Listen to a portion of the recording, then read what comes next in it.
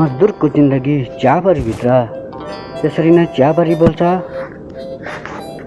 अब उठभन्दा उठ्ने, बसभन्दा बस्ने, अब उठभन्दा उठ्ने, बसभन्दा बस्ने।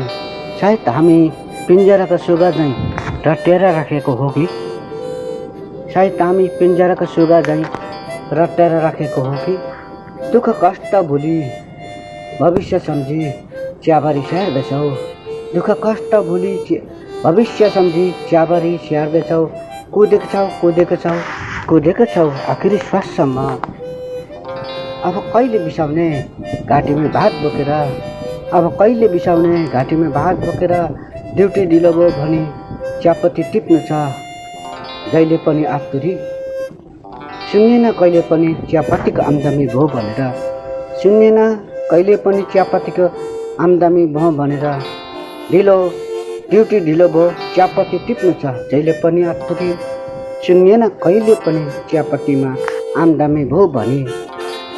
जब चाडको मुख पर्यो जब पाउने अधिकार बोनसमा, जब चाडको मुख पर्यो जब पाउने अधिकार यो बोनसमा।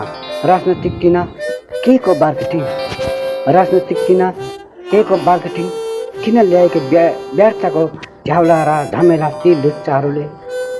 अब त यो हाम्रो लिने अधिकार हो, कसैले खोज्न सक्दैन। यो त हाम्रो अधिकार हो, कसैले खोज्न सक्दैन।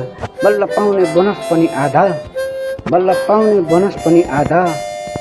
जमाना कहाँ पुग्यो, महँगाई कहाँ पुग्यो, कसले पत्ताउला र हामी जस्तो गरिब दुखी मजदुरहरूलाई। जहाँ पनि जाऊ ठक्कर, कमानबारीमा जाऊ ठक्कर, बजार जाऊ कम्ती पैसा लिएर त्यहाँ पनि ठक्कर।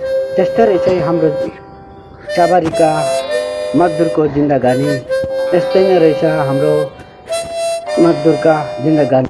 यो भिडियो हजुरहरूलाई कस्तो लाग्यो मन परेछ भने लाइक अनि सेयर अनि सब्सक्राइब पनि।